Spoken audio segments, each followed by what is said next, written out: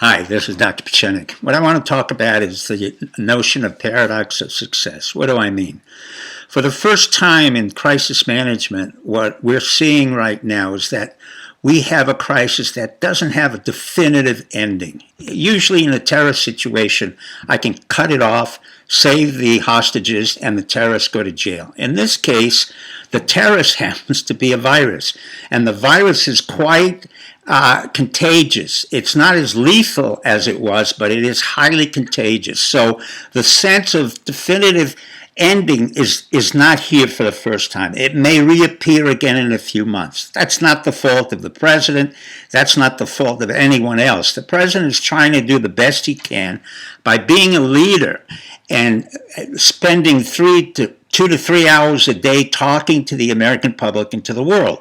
For the most part, the paradox of success in a crisis management is I would normally separate the president from the ongoing crisis.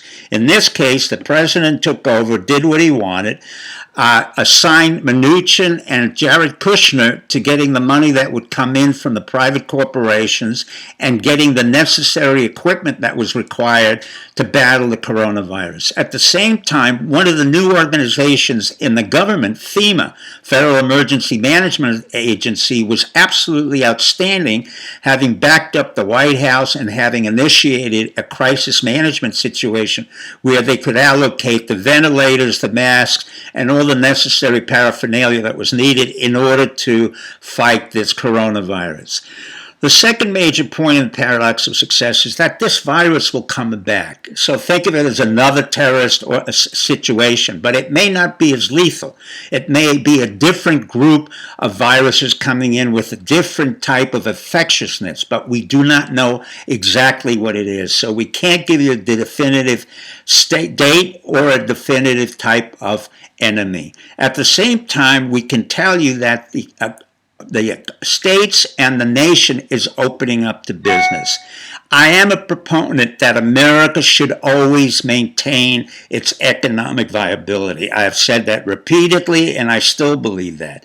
I think what's important is that we're beginning to see that the states, on a confederation basis, though maintaining some sense of federalism, that is, the power between the central government and the states is still there, they're beginning to coalesce among themselves in a confederate situation where they're helping each other. So South Carolina helping North Carolina, helping Georgia, Florida helping the other states, and vice versa. And that is an important movement. I wrote about it in State of Emergency years ago when it came to the water allocation, where water came in from Montana, the Innis River, went to the Colorado River. Arizona was distributing the water and selling it to California, if you can believe it. But it highlighted the crises that were involved when you have a lack of water. And the same way, this epidemic is highlighting other issues that we need. We need to improve our CDC. We need to improve our HHS. We need to improve our intelligence and military capacity to address this specific virus.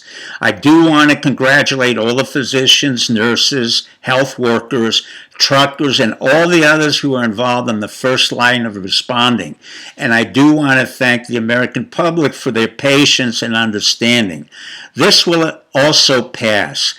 Let me just say the following. For those of you who are interested in understanding how a crisis gets resolved and how a crisis arises, I think you might want to read The American Warrior in Crisis, namely the book that I wrote. There are 5 different chapters out there. You can hear different audio aspects from the book. They're spoken by a very talented man named Steve Rogers. And now I want to be able to say good luck and good night. Bye.